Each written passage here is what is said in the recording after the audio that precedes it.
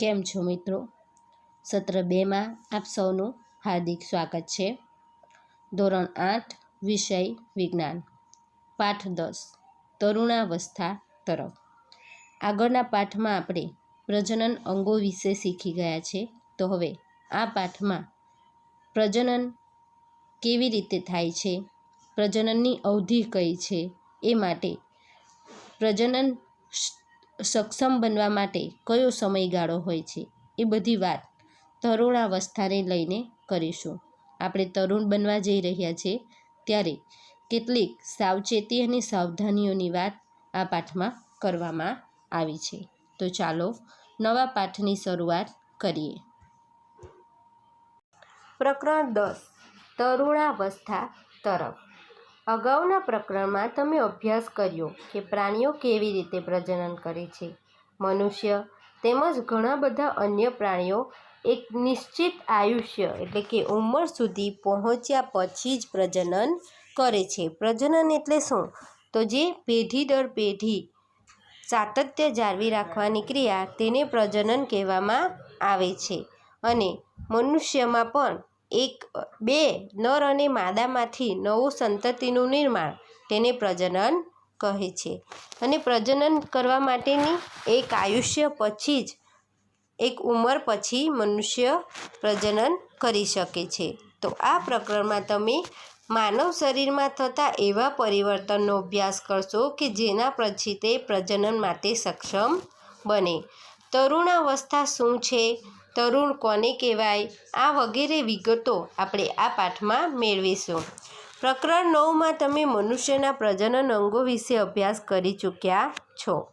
તો આ પ્રકરણમાં આપણે એવા અંતઃસ્ત્રાવો વિશે ચર્ચા કરીશું જે બાળકમાં થનારા પરિવર્તનોની મહત્ત્વની ભૂમિકા ભજવે છે, જેના કારણે બાળકનો વિકાસ થઈ તે પુખ્ત એટલે કે યુવાન, પરિપક્વ બની જાય છે. તો આપણો પ્રથમ ટૉપિક છે 10.1 તરુણાવસ્થા તેમજ યૌવનારંભ. તરુણ વત્તા અવસ્થા અને યૌવન વત્તા આરંભ. તો તરુણાવસ્થા કોને કહેવાય અને યૌવનારંભ કોને કહેવાય, એ આ પાઠમાં આપણે જોઈએ. બુજો તેના 12મો જન્મદિવસ ઉજવી રહ્યો હતો. મિત્રના ગયા બાદ બુજો અને પહેલી પોતાના માતા પિતાની સાથે વાતો કરવા લાગ્યા. પહેલી એક કન્યા વિદ્યાલયમાં અભ્યાસ કરે છે. તે હસવા લાગી. તેણીએ ટિપ્પણી કરી કે બુજોના કેટલાક મિત્રો જેઓને 1 વર્ષ બાદ મળી, તેમની ઊંચાઈ એકાએક વધી ગઈ હતી. તેમાંથી કેટલાકને તો મૂછો ઉગવાની કાર્ટૂન જેવા દેખાતા હતા. તેની માતાએ સમજાવ્યું કે છોકરાઓ મોટા થઈ ગયા છે. જન્મના સમયથી જ વૃદ્ધિ ચાલુ થઈ જાય છે. વૃદ્ધિ એટલે કે વિકાસ. બાળકનો જન્મ થાય પછી તરત જ તેનું વધવાનું ચાલુ થઈ જાય છે. પરંતુ 10 કે 11 વર્ષના આયુષ્ય પછી વૃદ્ધિમાં એકાએક ઝડપ આવી જાય છે. વૃદ્ધિ દેખાવા લાગે છે અને શરીરમાં થતા પરિવર્તન એ વૃદ્ધિ પ્રક્રિયાનો એક ભાગ છે. તે એ બાબતનો સંકેત કરે છે કે તમે હવે બાળક રહ્યા નથી, પરંતુ તમે પુખ્તાવસ્થામાં પ્રવેશી ચૂક્યા છો. તો આ બધા જે ફેરફાર છે એ દર્શાવે છે કે બાળક મોટું થયું છે.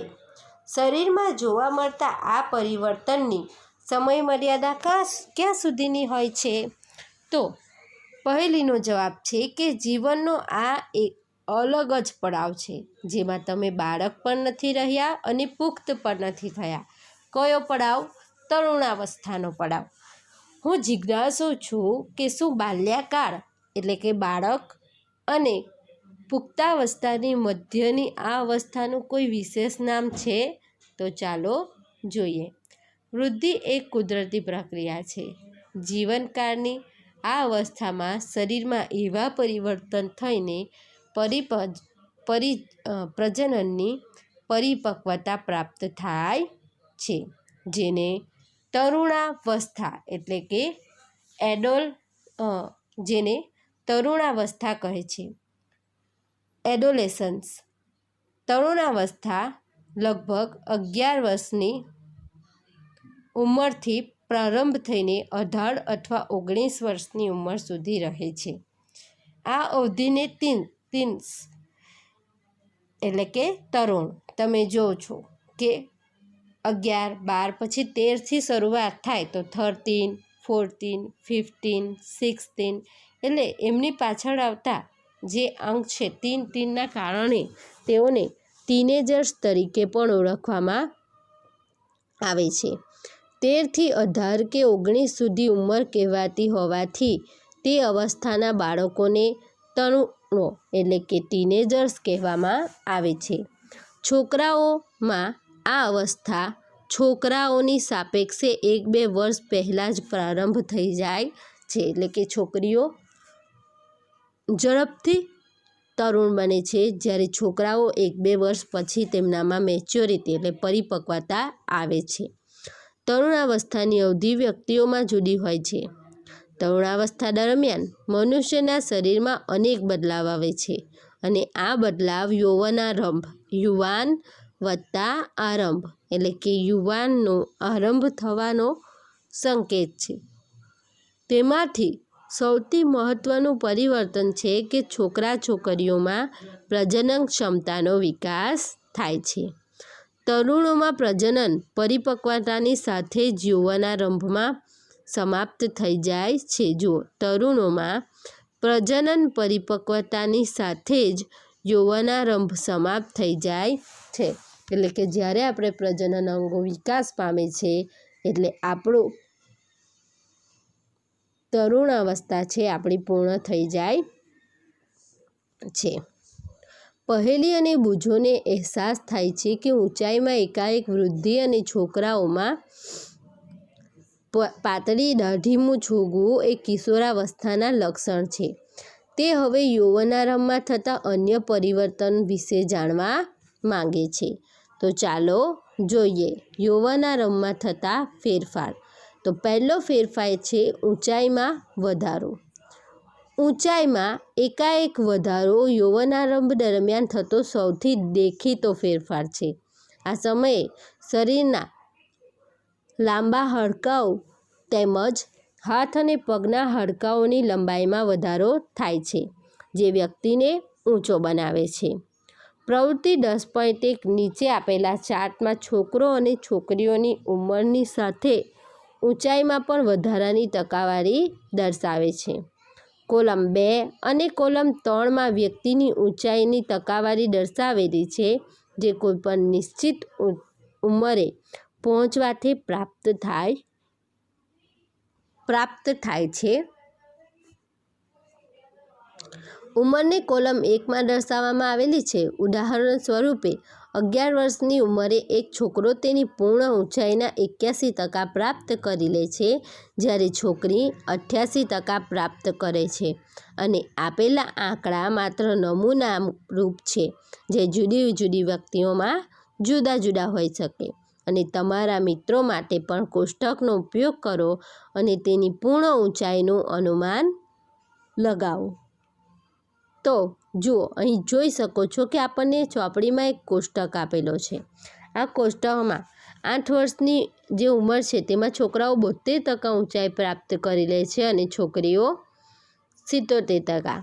અહીં તમે જોઈ શકો છો કે 17 વર્ષની ઉંમરે જ અને 16 વર્ષની ઉંમરે છોકરીઓ 100%ના આસપાસ ઊંચાઈ પ્રાપ્ત કરી લે છે, જ્યારે છોકરાઓને 18 વર્ષની ઉંમર સુધી ઊંચાઈમાં વધારો થાય છે. તો આ ગણતરી કઈ રીતે કરવામાં આવી છે તે પણ તમારી ચોપડીમાં સૂત્ર મુજબ આપવામાં આવેલું છે. હવે આ ગ્રાફ પણ એ જે કોષ્ટક આપેલો છે તેને દર્શાવે છે. શરૂઆતમાં છોકરા-છોકરીઓની સરખામણીમાં વધારે ઝડપથી વધે છે, પરંતુ લગભગ 18 વર્ષની ઉંમર સુધી બંને મહત્તમ ઊંચાઈ પ્રાપ્ત કરી લે છે. અલગ અલગ વ્યક્તિઓની ઊંચાઈમાં વધારોનો દર જુદો જુદો હોય છે. કેટલાક યૌવનારંભમાં તીવ્ર ગતિથી વધે છે તો કેટલાક ધીમી ગતિથી વધે છે, જ્યારે કેટલાક ધીમે ધીમે વૃદ્ધિ પામે છે. હવે પહેલી ચિંતિત છે કે હું ઊંચી થઈ ગઈ છું, પરંતુ મારી શરીરની તુલનામાં મારો ચહેરો નાનો દેખાય છે. તો શું કરવું જોઈએ? તો પહેલીની ચિંતા કરવાની કોઈ જરૂર નથી. શરીરના બધા જ અંગો સમાન દરે વૃદ્ધિ નથી કરતા. ક્યારેક ક્યારેક તરુણોના હાથ અને પગ શરીરની સાપેક્ષે મોટા દેખાવા લાગે છે, પરંતુ બીજા અન્ય ભાગો પણ ઝડપથી વૃદ્ધિ કરી શારીરિક પ્રમાણને સંતુલિત કરે છે. પરિણામે શરીર સુડોળ થઈ જાય છે, એટલે કે ગમે તેવું. તમે નોંધ્યું હશે કે કોઈ વ્યક્તિની ઊંચાઈ તેના પરિવારના કોઈ સભ્ય સાથે લગભગ સમાન હોય છે. તેનું કારણ એ છે કે ઊંચાઈ એ માતા પિતા દ્વારા પ્રાપ્ત થતા જનીન પર આધાર રાખે છે, પરંતુ વૃદ્ધિના આ વર્ષોમાં ઉચિત પ્રકારના સંતુલિત આહાર આવશ્યક છે. તે હાડકાઓ, સ્નાયુઓ તેમજ શરીરના અન્ય ભાગોને યોગ્ય રીતે વૃદ્ધિ કરવા માટે યોગ્ય રીતે પર્યાપ્ત પોષણ પૂરું પાડવા માટે મદદ કરે છે. તમે તરુણોની પોષણ આવશ્યકતાઓના વિષયમાં પણ આ પ્રકરણમાં આગળ જતા અભ્યાસ કરશો. પોષણ એટલે કે ખોરાક લેવાની બાબત.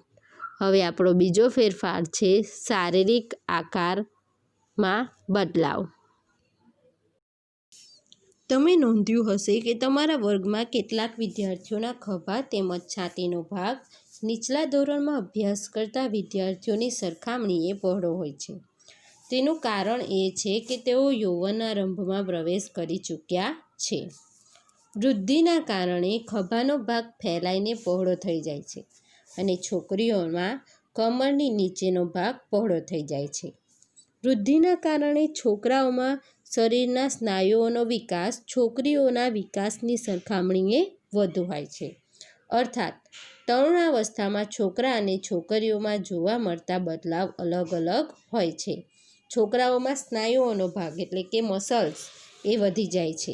આ ઉપરાંત છોકરાઓમાં ખભાનો ભાગ વધે છે, જ્યારે છોકરીઓમાં કમરની નીચેનો ભાગ વધી જતો હોય છે. આ ઉપરાંતનો બીજો એક બદલાવ એટલે કે અવાજમાં બદલાવ. શું તમે નોંધ્યું છે કે ક્યારેક ક્યારેક તમારા વર્ગમાં કેટલાક છોકરાઓનો અવાજ ફાટવા લાગે છે? તો યૌવનારંભમાં સ્વરપેટી એટલે કે કંઠસ્થાન વોઇસ બોક્સ એની વૃદ્ધિની શરૂઆત થાય છે. છોકરાઓની સ્વરપેટી વિકાસ પામીને અપેક્ષાકૃત મોટી થઈ જાય છે. છોકરાઓમાં મોટી થયેલી સ્વરપેટી ગળાના ભાગમાં બહારની તરફ ઉપસી આવે છે, જેને કંઠમણી કહે છે. છોકરીઓમાં સ્વરપેટી તેના નાના કદને લીધે માંડ દેખાતી હોય છે. સામાન્ય રીતે છોકરીઓનો અવાજ ઊંચો અને તીણો હોય છે, જ્યારે છોકરાઓનો અવાજ એકદમ ભારે હોય છે. તરુણાવસ્થાના છોકરાઓમાં ક્યારેક ક્યારેક સ્વરપેટીના સ્નાયુઓ અનિયંત્રિત વૃદ્ધિ થાય છે, તો તમે ચિત્રમાં જોઈ શકો છો, અને અવાજ તેનો ઘોઘરો થઈ જાય છે. આ સ્થિતિ કેટલાક દિવસો અથવા કેટલાક અઠવાડિયા સુધી રહે છે, જેના પછી અવાજ સામાન્ય થઈ જાય છે. તો જુઓ, અહીં છોકરામાં કંઠમણી આપી છે કે ક્યારેક ક્યારેક તરુણાવસ્થામાં રહેલા છોકરા છે તેમની કંઠમણી બહાર દેખાવા લાગે છે. મારા અનેક સહપાઠીઓનો અવાજ ઘોઘરો છે. હવે હું જાણી ચૂક્યો છું કે આવો અવાજ કેમ હોય છે. પ્રસ્વેદ અને તેલી ગ્રંથિઓની ક્રિયાશીલતામાં વધારો. જ્યારે આપણે તરુણાવસ્થામાં પ્રવેશીએ ત્યારે એક નવો ફેરફાર થાય છે, તો એ છે પ્રસ્વેદ અને તેલી ગ્રંથિઓની ક્રિયાશીલતામાં વધારો. તો પ્રસ્વેદ એટલે કે પરસેવો અને તેલી ગ્રંથિઓ એટલે કે તેલનો સ્ત્રાવ કરે તેવી ગ્રંથિઓ. તો પ્રસ્વેદ અને તેલી ગ્રંથિઓનો સ્ત્રાવ તરુણાવસ્થામાં વધી જાય છે. આ ગ્રંથિઓની વધારે પડતી ક્રિયાશીલતાને કારણે કેટલીક વ્યક્તિઓના ચહેરા પર ફોલ્લીઓ અને ખીલ પણ થઈ આવે છે. તો આ રીતે તમે જાણો છો કે અમુક ઉંમર પછી છોકરાઓને ખીલ વધતા હોય છે, તો આ એ પ્રસ્વેદ ગ્રંથિઓની વધવાના કારણે હોય છે. પ્રસ્વેદ ગ્રંથિઓ તેલી ગ્રંથિ તથા લાળ ગ્રંથિ જેવી કેટલીક ગ્રંથિઓ પોતાનો સ્ત્રાવ વાહિનીઓ દ્વારા કરે છે. અંતઃસ્ત્રાવી ગ્રંથિઓ અંતઃસ્ત્રાવને સીધા રુધિરમાં મુક્ત કરે છે. જે પણ આ બધા બદલાવ થાય છે તે અંતઃસ્ત્રાવને કારણે થાય છે. અંતઃસ્ત્રાવ આપણે હોર્મોન્સ કહીએ તે, અને આ હોર્મોન્સના કારણે બધા જે હોર્મોન્સ છે એ સીધા રુધિરમાં એટલે કે લોહીમાં મુક્ત થતા હોવાને કારણે તેને નલિકાવિહીન ગ્રંથિઓ પણ કહે છે. નલિકાવિહીન એટલે કે કોઈ સ્પેશિયલ નળીમાં વહન નથી થતું, પણ તે સીધી પાછી રુધિરમાં જ વહન પામે છે. હવે એક બદલાવ છે પ્રજનન અંગોનો વિકાસ. આ મહત્ત્વનો બદલાવ છે અને દરેકમાં જોવા મળે છે. અગાઉના પ્રકરણમાં દર્શાવેલી આકૃતિ 9.1 તેમજ 9.2માં દર્શાવવામાં આવેલ માનવ પ્રજનન અંગોનો અભ્યાસ કરો. તો યૌવનારંભમાં નર પ્રજનન અંગ જેવા કે શુક્રપિંડ તેમજ શિશ્ન એ પૂર્ણતઃ વિકસિત થઈ જાય છે અને શુક્રપિંડમાંથી શુક્રકોષોનું ઉત્પાદન શરૂ થઈ જાય છે. જ્યારે છોકરીઓમાં અંડપિંડ કદમાં વધે છે તથા અંડકોષો પરિપક્વ થવા લાગે છે અને અંડપિંડમાંથી અંડકોષોને મુક્ત થવાનું શરૂ થઈ જાય છે. તો જુઓ, નર હોય તો શુક્રપિંડ અને શુક્રકોષ, અને માદા હોય એટલે કે સ્ત્રી હોય તો અંડપિંડ અને અંડકોષ. માનસિક, બૌદ્ધિક અને સંવેદનાત્મક પરિપક્વતા થવી, આ પણ એક વિકાસ છે. તો માનસિક એટલે મગજનો વિકાસ, બૌદ્ધિક એટલે બુદ્ધિનો વિકાસ, જે તમે ગણતરી કરો છો, સરવાળા કરો છો તે, અને સંવેદનાત્મક એટલે કે લાગણીનો વિકાસ, જે તમારા ભાઈ પ્રત્યેનો પ્રેમ, બહેન પ્રત્યેનો પ્રેમ, મમ્મી પપ્પા પ્રત્યેની રિસ્પેક્ટ, આ બધી સંવેદનાત્મક પરિપક્વતા મેચ્યોરિટીના પ્રાપ્તને કારણે પ્રાપ્ત થવું. તો તરુણાવસ્થામાં વ્યક્તિની વિચારસરણીમાં પરિવર્તનની એક અવસ્થા છે. પહેલાંની સાપેક્ષે કિશોર વધારે સ્વતંત્ર તેમજ પોતાની તરફ વધારે સચેત હોય છે. તેનામાં બૌદ્ધિક વિકાસ પણ થાય છે તથા તે વિચારવામાં વધારે સમય પણ લે છે, જેમાં તેના મગજને શીખવાની ક્ષમતા સર્વાધિક હોય છે. મગજને શીખવાની ક્ષમતા સર્વાધિક એટલે સૌથી વધુ, સર્વ વત્તા અધિક એટલે કે સૌથી વધુ હોય છે. ક્યારેક ક્યારેક તરુણ શારીરિક તેમજ માનસિક બદલાવ પ્રત્યે અનુકૂળ થવા પ્રયત્ન કરતો હોય છે. ત્યારે પોતાને અસુરક્ષિત અનુભવે છે. કોઈ કંઈક કહે તો આપણને ખોટું લાગી આવવું, મમ્મી પપ્પા ટોકે તો આપણને સારું ન લાગવું, વગેરે જેવા બદલાવ પણ થતા હોય છે. પરંતુ તરુણ હોવાને નાતે તમારે સમજવું જોઈએ કે અસુરક્ષિત મહેસૂસ કરવાનું કોઈ કારણ નથી. આ બદલાવ એક કુદરતી બદલાવ છે જે શારીરિક વૃદ્ધિના લીધે પ્રાપ્ત થાય છે. તો આ રીતે જ્યારે વ્યક્તિ તરુણાવસ્થામાં પ્રવેશે છે તો આ બધા સામાન્ય ફેરફાર છોકરા અને છોકરીઓમાં જોવા મળતા હોય છે. હવે ગૌણ જાતીય ફેરફાર, જે છોકરા અને છોકરીઓથી અલગ કરે છે તેવા ફેરફારને આપણે ગૌણ જાતીય ફેરફાર કહીશું.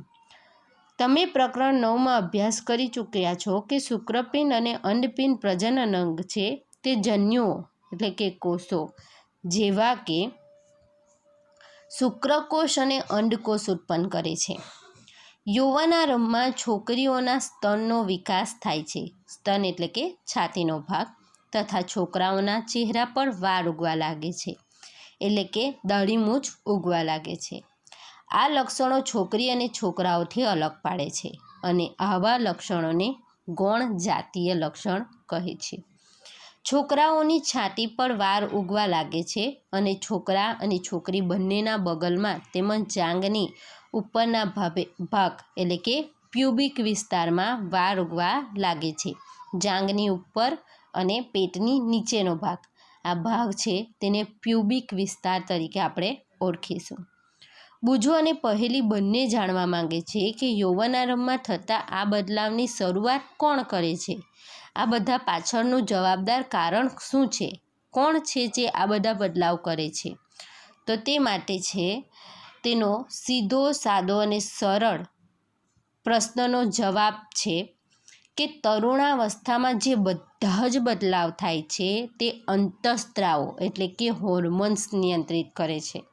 આપણા મનમાં ઉત્પન્ન થતી લાગણી, ગુસ્સો, પ્રેમ વગેરે જે બધા જ ઇમોશન્સ છે, માનસિક વિકાસ, બૌદ્ધિક વિકાસ, શારીરિક વિકાસ એ બધા જ અંતઃસ્ત્રાવોને કારણે થાય છે. અંતઃસ્ત્રાવ એ એક રાસાયણિક પદાર્થ છે. તે અંતઃસ્ત્રાવી ગ્રંથિઓ અથવા અંતઃસ્ત્રાવી તંત્રો દ્વારા ઉત્પન્ન થાય છે. અને આગળ જોયું તે પ્રમાણે કે આ અંતઃસ્ત્રાવો સીધા ઉત્પન્ન થાય અને સીધા રુધિરમાં ઠલવાઈ જાય છે. તો યૌવનારંભની શરૂઆતમાં સાથે જ શુક્રપિંડ નર અંતઃસ્ત્રાવ અથવા ટેસ્ટોસ્ટેરોનનું નિર્માણ ચાલુ કરી દે છે. જુઓ, નર માટે જે હોર્મોન્સ છે, અંતઃસ્ત્રાવ છે, તેનું નામ છે ટેસ્ટોસ્ટેરોન. આ અંતઃસ્ત્રાવ છોકરાઓમાં બદલાવનું કારણ છે, જેના વિશે તમે હમણાં જ અભ્યાસ કર્યો. ઉપરાંત ઉદાહરણ તરીકે ચહેરા પર વાળ, છોકરીઓમાં યૌવનારંભની સાથે અંડપિંડ માદા અંતઃસ્ત્રાવ અથવા ઇસ્ટ્રોજન ઉત્પન્ન કરવાનું શરૂ કરી દે છે, જેનાથી સ્તન વિકસિત થઈ જાય છે અને દૂધસ્ત્રાવી ગ્રંથિઓ સ્તનની અંદર વિકસિત થઈ જાય છે. આ અંતઃસ્ત્રાવના ઉત્પાદનનું નિયંત્રણ એક અન્ય અંતઃસ્ત્રાવ દ્વારા થાય છે, જે પિત્યુતરી ગ્રંથિમાંથી ઉત્પન્ન થતો હોય છે. જો છોકરા માટે અંતઃસ્ત્રાવ ટેસ્ટોસ્ટેરોન અને એ બધા જ બદલાવનું કારણ છે, અને છોકરી એટલે કે માદા અંતઃસ્ત્રાવ ઇસ્ટ્રોજન એ છોકરીઓના બદલાવનું કારણ છે. છોકરીઓમાં સ્તનનો વિકાસ, દૂધસ્ત્રાવી ગ્રંથિઓનો વિકાસ આ બધું ઇસ્ટ્રોજનને કારણે થાય છે. પરંતુ જે આ બધા હોર્મોન્સને કંટ્રોલ કરે છે, નિયંત્રિત કરે છે, નિયંત્રણ કરવું કે એને આપણને જેમ શિક્ષક નિયંત્રણમાં રાખે છે, શિક્ષક હોય અને આપણે મસ્તી કરતા નથી, તેવી જ રીતે નિયંત્રિત કરવું એટલે કે બંનેને કંટ્રોલ કરવું, તો તે પિત્યુતરી ગ્રંથિમાં જે અંતઃસ્ત્રાવ ઉત્પન્ન થાય છે તે. તો આ રીતે હોર્મોન્સને પણ કોઈ નિયંત્રણ કરે છે. આગળ છે 10.4 પ્રાજનિક કાર્યોની શરૂઆતમાં અંતઃસ્ત્રાવનો ફાળો. જો પ્રાજનનિક એટલે કે પ્રજનનને લગતા કાર્યોની શરૂઆતમાં અંતઃસ્ત્રાવ હોર્મોન્સ શું ભાગ ભજવે છે તે.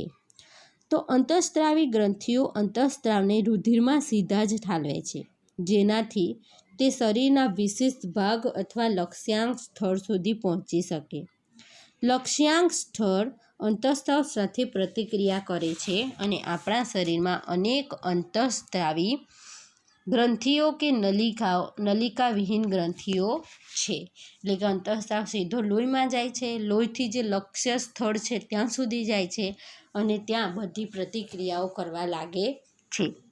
શુક્રપિંડ તેમજ અંડપિંડ જાતીય અંતઃસ્ત્રાવ ઉત્પન્ન કરે છે. તમે હમણાં જ અભ્યાસ કર્યો કે આ અંતઃસ્ત્રાવો ગૌણ જાતીય લક્ષણો માટે પણ જવાબદાર છે. જાતીય અંતઃસ્ત્રાવ પણ પિત્યુતરી ગ્રંથિ દ્વારા સ્વાતંત્રિત અંતઃસ્ત્રાવના નિયંત્રણમાં હોય છે. દરેકનો કોઈકને કોઈક બાપ હોય છે, એવી જ રીતે આ લક્ષણો છે, આ જાતીય અંતઃસ્ત્રાવો છે, તેનો પણ એક બાપ છે જેને નિયંત્રિત કરે છે અને તે પિત્યુતરી ગ્રંથિમાં વિકસિત પામે છે. પિત્યુતરી ગ્રંથિ અનેક અંતઃસ્ત્રાવ ઉત્પન્ન કરે છે, જેમાંથી એક અંતઃસ્ત્રાવ અંડપિંડમાં અંડકોષ તેમજ શુક્રપિંડમાં શુક્રકોષને પરિપક્વ થવાને પણ નિયંત્રિત કરે છે. મતલબ કે બધું નિયંત્રણ હેન્ડલ પણ કરી શકે છે.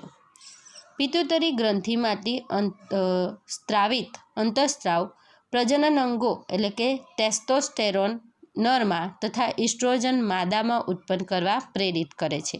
જે પણ આપણે વાત કરી ગયા એ કોષ્ટકના રૂપમાં આપી છે. હવે તે સીધું ટેસ્ટોસ્ટેરોન અને ઇસ્ટ્રોજન જે ઉત્પન્ન થયા તે રુધિરમાં મુક્ત થાય છે તથા શરીરના અન્ય ભાગો એટલે કે લક્ષ્યાંક સ્થળ સુધી પહોંચે છે અને ત્યાર પછી યૌવનારંભ દરમિયાન શરીરમાં પરિવર્તનોને ઉત્તેજિત કરતું હોય છે. હવે પહેલી અને બુજો સમજી ગયા છે કે યૌવનારંભ વ્યક્તિના પ્રજનન અવધિનો પ્રારંભ એટલે કે શરૂઆત છે.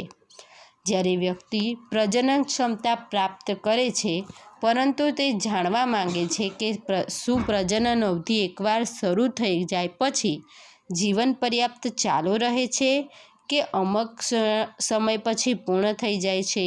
તો પહેલી અને બૂઝો આ વિશે સારી રીતે અભ્યાસ કરી ચૂક્યા છે અને હવે તેમનો નવો પ્રશ્ન છે કે આપણે એક વખત પ્રજનન પ્રક્રિયા ચાલુ કરીએ તો શું અમુક વર્ષ સુધી જ થાય છે કે પછી બંધ થઈ જાય છે, તેનો આપણે આન્સર મેળવીશું. મનુષ્યમાં પ્રજનનકાળની અવધિ. જ્યારે તરુણોના શુક્રપિંડ તથા અંડપિંડ જન્યુઓ એટલે કે કોષો ઉત્પન્ન કરવા લાગે છે ત્યારે તે પ્રજનન યોગ્ય થઈ જાય છે. જન્યુઓ પરિપક્વતા અને ઉત્પન્નની ક્ષમતા પુરુષોમાં સ્ત્રીઓની સરખામણીએ વધારે હોય છે. જુઓ, કોનામાં વધારે હોય છે? તો પુરુષોમાં વધારે હોય છે.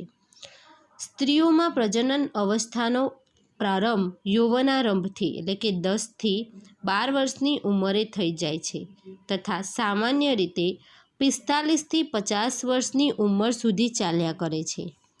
યૌવનારંભથી અંડકોષો પરિપક્વ થવા લાગે છે. અંડપિંડમાં એક અંડકોષ પરિપક્વ થાય છે તથા લગભગ 28 થી 30 દિવસના અંતરાલ એટલે કે સમયગાળામાં કોઈપણ એક અંડપિંડ દ્વારા મુક્ત થાય છે. આ સમયમાં ગર્ભાશયની દિવાલ જાડી થઈ જાય છે જેનાથી તે અંડકોષના મુક્ત થયા બાદ યુગ્મજને ગ્રહણ કરી શકે છે. યુગ્મજ એટલે કે એક સ્ત્રીનો કોષ અને એક પુરુષનો કોષ એ બંને ભેગા થાય એને એક કોષ બનાવે તેને યુગ્મજ કહે છે, જેના ફળ સ્વરૂપે તે ગર્ભધારણ થાય છે. જો અંડકોષનું ફલન ન થાય તો એવી સ્થિતિમાં અંડકોષ તથા ગર્ભાશયનું મોટું સ્તર તેમની રુધિરવાહિનીઓ સાથે તૂટવા લાગે છે. જો અંડકોષ છે એ બનેલો હોય છે અને શુક્રકોષ ન મળે ત્યારે અંડકોષ એટલે કે અંડકોષનું ફલન ન થાય અને શુક્રકોષ સાથે ભેગો ન થાય તે સમયે ગર્ભાશયનું મોટું સ્તર એ રુધિરવાહિનીઓ સાથે તૂટવા લાગે છે, જેનાથી સ્ત્રીઓમાં રક્તસ્રાવ થાય છે, જેને ઋતુસ્રાવ અથવા રજોસ્રાવ કહે છે.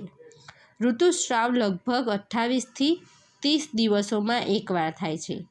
પહેલો ઋતુસ્રાવ યૌવનારંભની શરૂઆતમાં થાય છે, જેને રજોદર્શન કહે છે. લગભગ 45 થી 50 વર્ષની ઉંમરે ઋતુસ્રાવ થવાનું બંધ થઈ જાય છે.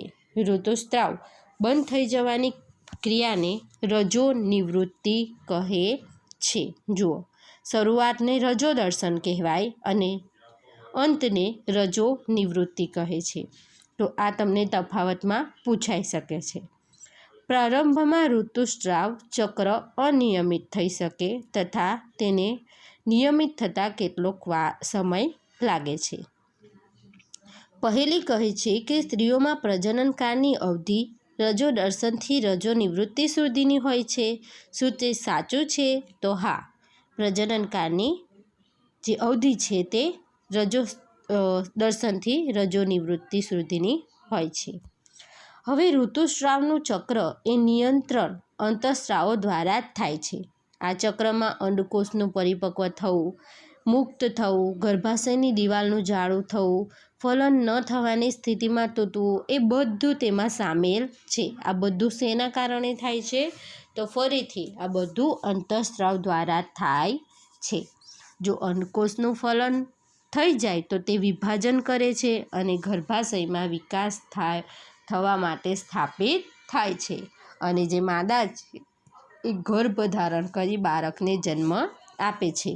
આવું આપણે પ્રકરણ 9માં અભ્યાસ કરી ચૂક્યા છીએ. સંતતિનું લિંગ નિશ્ચય કેવી રીતે થાય છે? લિંગ નિશ્ચયન એટલે કે માદા છે કે નર છે, લિંગ કેવી રીતે નિશ્ચય થાય છે કે આમાં બાળક છે એ માદા બનશે, છોકરો બનશે કે છોકરી, એ કેવી રીતે નક્કી થાય છે? તો ચાલો જોઈએ. મેં મારી મમ્મી અને કાકીને વાત કરતાં સાંભળ્યા છે કે મારી પિતરાઈ બહેનને બાળક આવવાનું છે. તે છોકરો છે ને જન્મ આપશે કે છોકરીને જન્મ આપશે તેની ચર્ચા કરતા હતા. મને એ જાણવાની ઉત્સુકતા છે કે કેવી રીતે નક્કી થાય છે કે ફલિત અંડકોષ છોકરા તરીકે વિકસિત થશે કે છોકરી તરીકે. હવે આની જે આખી એક પ્રોસેસ છે, ચાલો આપણે તેને જોઈએ કે છોકરો કે છોકરી, બોય ઓર ગર્લ. ફલિત અંડકોષ યુગ્મનમાં જન્મ લેનાર બાળકના લિંગ નિશ્ચય માટેનો સંદેશ હોય છે. આ સંદેશ ફલિત અંડકોષમાં દોરી જેવી સંરચના અથવા રંગસૂત્રમાં હાજર હોય છે. પ્રકરણ 8ને યાદ કરો કે રંગસૂત્રો પ્રત્યેક કોષ કેન્દ્રમાં આવેલા હોય છે અને બધા જ મનુષ્યના કોષોમાં કોષ કેન્દ્રમાં 23 જોડ કીધું છે, એટલે ટોટલ 23 દુ 46. ટોટલ રંગસૂત્ર કેટલા હશે? 23 દુ 46 હોય છે. તેમાંથી 2 રંગસૂત્ર એટલે કે એક જોડ રંગસૂત્ર લિંગી રંગસૂત્ર હોય છે. લિંગ માટે ફક્ત ને ફક્ત એક જ જોડ એટલે કે 2 જ રંગસૂત્ર હોય છે, જેને એક્સ તેમજ વાય રંગસૂત્ર કહે છે. મનુષ્યના જે સ્ત્રી અને પુરુષ બંનેમાં 23 જોડમાંથી ફક્ત એક જ રંગસૂત્ર એવું હોય છે જે છોકરો થશે કે છોકરી તેના માટે જવાબદાર હોય છે, અને તેને આપણે નામ આપીશું લિંગી રંગસૂત્ર. સ્ત્રીઓમાં 2 એક્સ રંગસૂત્ર હોય છે, જ્યારે પુરુષમાં 1 એક્સ અને 1 વાય રંગસૂત્ર આવેલા હોય છે. જનન કોષો એટલે કે શુક્રકોષ અથવા અંડકોષમાં રંગસૂત્રની એક જોડ હોય છે. અફલિત અંડકોષમાં હંમેશા એક્સ રંગસૂત્ર આવેલું હોય છે. જુઓ, અફલિત અંડકોષ એટલે માતામાં હંમેશા કયું? તો એક્સ. એક્સની 2 જોડ કીધી છે, એટલે 2 મમ્મી હોય તો તેમાં બંનેમાં એક્સ જોડ રંગસૂત્ર આવેલું હોય. પરંતુ શુક્રકોષોમાં 2 પ્રકારના હોય છે, જેમાંથી એક પ્રકારના શુક્રકોષમાં એક્સ રંગસૂત્ર તેમજ બીજા પ્રકારના શુક્રકોષમાં વાય રંગસૂત્ર આવેલું હોય છે. આકૃતિ 10.4ને જુઓ. જ્યારે એક્સ રંગસૂત્રવાળો શુક્રકોષના અંડકોષનું ફલન થાય છે ત્યારે યુગ્મનમાં 2 એક્સ રંગસૂત્રો થાય છે. જુઓ આકૃતિમાં જુઓ તો તમે એક મમ્મીનો એક્સ અને જો સામે ફાધરનો એમાં પણ એક્સ રંગસૂત્ર, તો બંને એક્સ રંગસૂત્ર ભેગા થશે તો છોકરીમાં પરિણમશે. પરંતુ યુગ્મજમાં 2 એક્સ રંગસૂત્ર ભેગા થાય છે, તેથી તે માદાના શિશુમાં વિકાસ પામે છે. પરંતુ જો અંડકોષનું ફલન કરતો શુક્રકોષ એટલે કે એક્સ જે છે એ અંડકોષ છે એની સામે પુરુષનો શુક્રકોષ વાય આવે તો તે યુગ્મજમાં નર શિશુમાં વિકસિત પામે છે. તો આ રીતે જો બંને એક્સ ભેગા થાય તો છોકરી બને છે, અને માદાનો એક્સ અને પુરુષનો વાય ભેગા થાય તો છોકરો બને છે. હવે તમે જાણ્યું કે જન્મ પહેલાં શિશુના લિંગનું નિશ્ચયન તેના પિતાના લિંગી રંગસૂત્ર દ્વારા કરવામાં આવે છે, પરંતુ આપણને ખોટી ધારણા હતી. એ ધારણા હતી કે બાળકનું લિંગ તેની માતા દ્વારા નક્કી કરવામાં આવે છે, જે સંપૂર્ણપણે ખોટી વાત છે, અને આ માટે દોષિત આપણે તેને માનીએ છીએ, પરંતુ એ વાત ખોટી છે. જે પણ રંગસૂત્ર દ્વારા નક્કી થાય છે એ પિતાના રંગસૂત્ર દ્વારા છોકરો હશે કે છોકરી એ નક્કી થશે. કોઈ પણ દિવસ માતાના રંગસૂત્ર દ્વારા નક્કી થતું નથી. તો આ ચિત્ર દ્વારા દર્શાવે છે કે માતા પાસે તો બંને એક્સ જ રંગસૂત્ર છે, જ્યારે પિતા પાસે એક્સ અને વાય છે. તો આ બંને જે ઈંડા જેવા અંડકોષો છે એ અંડકોષો દ્વારા આ રીતે વિકાસ પામતું હોય છે.